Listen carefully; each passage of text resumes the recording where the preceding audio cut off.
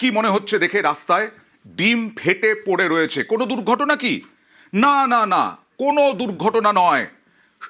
ডিম ছোঁড়া হয়েছে। জনরোষের মুখে পড়েছেন তৃণমূল সাংসদ সৌগত রায়। তাকে লক্ষ্য করে ডিম ছোড়া হয়েছে, তাকে চোর চোর স্লোগান শুনতে হয়েছে। দেখুন সেই ছবি, নিমতা থানার সামনেই একেবারে।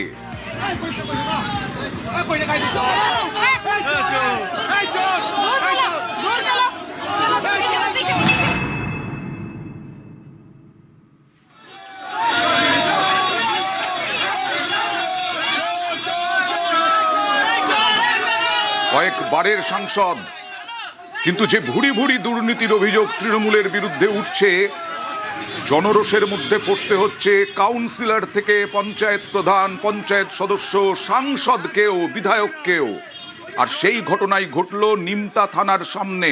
কথা বলবো প্রতিনিধি অনুপের সঙ্গে। অনুপ, কি হয়েছিল ঘটনাটা?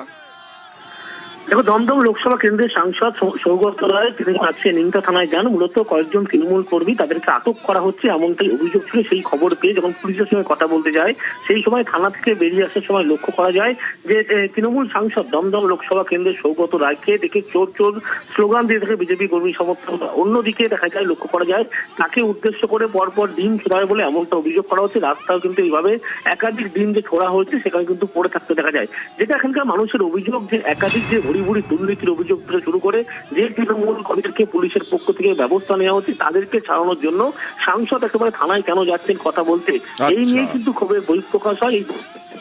না, কিন্তু অনুপ, এখানে তো কোনো বিজেপি পতাকা নেই, কোনো বিজেপির ফ্ল্যাগ নেই। এটা কি জনরোষের মধ্যে মুখে পড়তে হলো সৌগত রায়কে?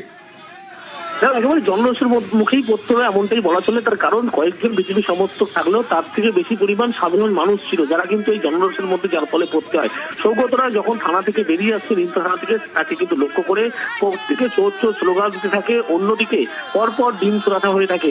এরপরে সাংসদের সঙ্গে যে নিরাপত্তা রক্ষী থাকে এবং নিমতা থানার পুলিশ যারা থাকে, তারা পরবর্তী সময় কিন্তু তারা এগিয়ে আসে এবং সেখান থেকে কোনো মতে সাংসদকে বের করে দেয়। তার কারণ তৃণমূল কংগ্রেসের বিরুদ্ধে যে সমস্ত একাধিক ভুরি ভুরি অভিযোগ রয়েছে, দুর্নীতি থেকে তোলাবাজির সমস্ত অভিযোগ, এই কারণেই কিন্তু একেবারে ক্ষোভের বহিঃপ্রকাশ। এখানে কি সৌগত রায়ের বিরুদ্ধে অভিযোগ উঠছিল যে তিনি এই অভিযুক্ত বা ধৃত তৃণমূল কর্মীদেরকে ছাড়ানোর জন্য বারবার থানায় যাচ্ছিলেন?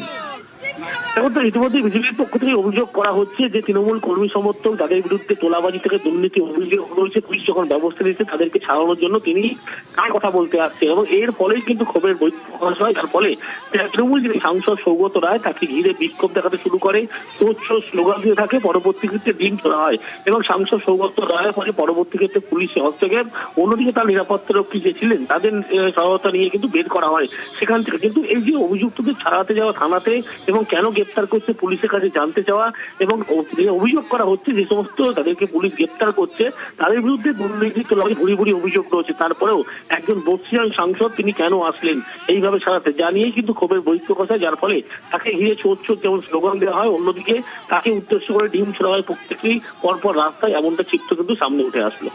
একেবারেই অনুপ, আমরা দেখলাম, বারবার দেখছি, প্রাসাদ, গ্যালাক্সি, বিরাট বিরাট মহল্লা, সমস্ত কিছু যারা কুঁড়ে ঘরে থাকতো তারা আজকে রাজার হালে। আর তাদের বিরুদ্ধে দুর্নীতির অভিযোগে মানুষ ক্ষিপ্ত, জনরোষ, বিধায়করা জনরোষের মুখে, কাউন্সিলররা জনরোষের মুখে, পঞ্চায়েত প্রধান, উপপ্রধান, পঞ্চায়েত সদস্য কেউ বাদ নেই। সাংসদ সৌগত রায়, দমদমের সাংসদ, তিনিও আজ জনরোষের মুখে পড়লেন। দেখুন।